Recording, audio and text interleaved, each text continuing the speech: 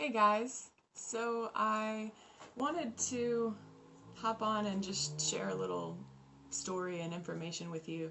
Um, I had been working with a woman, we only did a few sessions together, and um, her initial goal was to experience more contentment in her life. And when I had her define what contentment would mean, she said that contentment would mean that I don't have to keep looking for something. And recently, she sent me a message, and we had checked in about how things were going for her. She said that I could share this here. So she said that I finished my quest for contentment. I don't really want it. I've decided it's kind of boring and can be stagnating for me. Discomfort or unease pushes me to places I wouldn't venture otherwise, and I feel more accomplished in the end. And it made me smile, partly because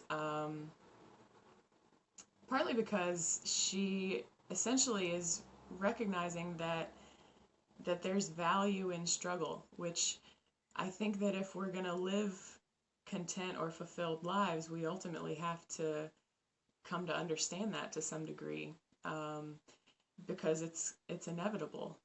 So the more that we can be at peace with that, the better. Um, and it's also really important to define contentment, and I think that it's interesting that her definition was feeling like I have to she has to keep looking for something, which is a really, really common feeling. I know I've felt that way most of my life, and still do a lot of times. Um, and it feels like a need that we have to chase something. And what we don't really realize necessarily is that process is sort of an addiction in itself. Um, it's it's not necessarily about what we're chasing, but there's just this essential discomfort in being still, or um, anything like that. And a lot of times, a lot of us are living sort of pendulum swinging between extremes. One common way that you hear about it is we get stuck in black and white thinking. And so what happens there is that we we just don't know how to be comfortable where we are, which is a big part of what like meditation practices are designed to help with. To feel discomfort and to feel a desire to get up and leave, and then to choose to stay is a huge essential part of meditation. So I drew a little picture here. So um, going into teacher mode. So we tend to look at these are our comfort zones, right? In this example, we've got contentment over here, we've got conflict over here, and usually we have a really narrow perspective. So we may only, if I'm in contentment, all I can experience is contentment, and then it might not be long before I get bored, because my idea of contentment is pretty small, really. It only includes whatever I can fit in this little bubble here. And then since we tend to want to stay in our comfort zone, and maybe I only am comfortable with two opposing things, I'm going to run over here and I'm going to start feeling inner conflict, or I'm going to get into conflicts externally with people, which ultimately I can only do that for so long because it's exhausting. And I don't like it. It doesn't really feel that good, even though there's a part of me that's comfortable there and gets something out of it. It's ultimately not what I want for my life. So maybe I try and find, I start to then idealize contentment again, and long for contentment and chase contentment and run after contentment. But then I get it, and I can't handle the stillness there. So I keep bouncing back and forth, and it can be sort of crazy making, and a lot of us spend our entire lives in cycles like this. So another possibility, and this is where sort of these concepts of non-duality come in. So we've obviously got two opposing ideas. There's a duality in this. And since usually we're only capable of having a really small perspective, I'm only able to either be here or be here. So what happens when we start to expand our consciousness or expand our perception is that maybe I can make my perspective a little bigger. And maybe I can grow my perspective so large that it then includes both of these. And this is what this woman is starting to experience, is she's starting to realize that true contentment actually includes conflict. True contentment for me actually involves excitement and adventure and something that I don't fully understand. When we're going back and forth between the extremes and our perception is really small, in order to get from one to the other, we end up sort of in no man's land and in this sort of unknown space that generally isn't even accepted by society. So it's like feels like limbo, or it feels just really uneasy for us.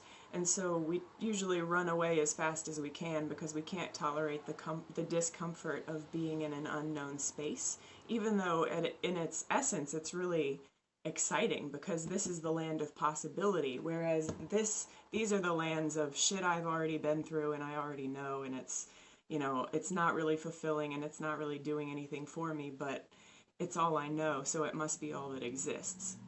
By expanding our perception to include both, we get to start to consider that there are possibilities that we've never even considered, which is exciting. And it's scary and it's uncomfortable. But the more that we learn to tolerate our discomfort, the more we can kind of engage in this sort of process. So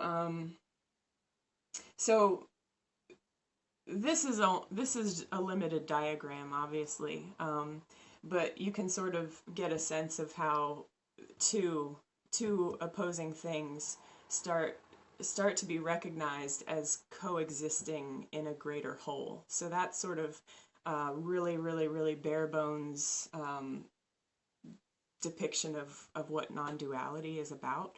Ultimately, it gets infinite and crazy, and you know, we won't go into that, but it also makes me think of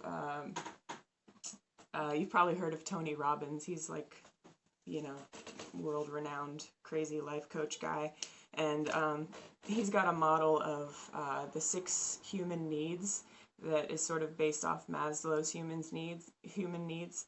But he says that in order to be fulfilled, we have 6 needs that need to be met, and if we're not meeting them consciously and in healthy ways, then our mind is going to sort of go into override and probably meet those needs in what ends up being unhealthy ways. So he says that we need certainty. You know, we need something we can count on. We need some stillness and some comfort, which, you know, could be the contentment piece. But that we also need uncertainty. We need adventure. We need the unknown. We need adrenaline. We need spontaneity, which can send us back into the conflict side, because it keeps us on our toes, which we crave. We also need love and connection. We need a sense of significance or uniqueness. We need growth, and we need contribution. And so the more of those things we can experience, you know, with any certain activity that we're doing, the more likely it is to be fulfilling. So in this case, you know, I think that this person's definition of contentment is expanding, which is really excellent news, because that means that now, in order to be content, it doesn't mean that I have to be driving a red car on a Sunday afternoon. It can mean all of these other things that my life that I'm living now actually fits into. So when I can ground myself and get a sense of you know, what contentment looks like and feels like in this moment, I can let go of my boring concepts about it, and I can start to just experience the gratitude or the actual felt sense of fulfillment in this moment. So hopefully that made sense and was useful. I'd love to hear some feedback on this, so drop some comments in the comment box and let me know, you know, if it's relevant to you or what you think of it, and I'll respond later on. So that's all. Thank you.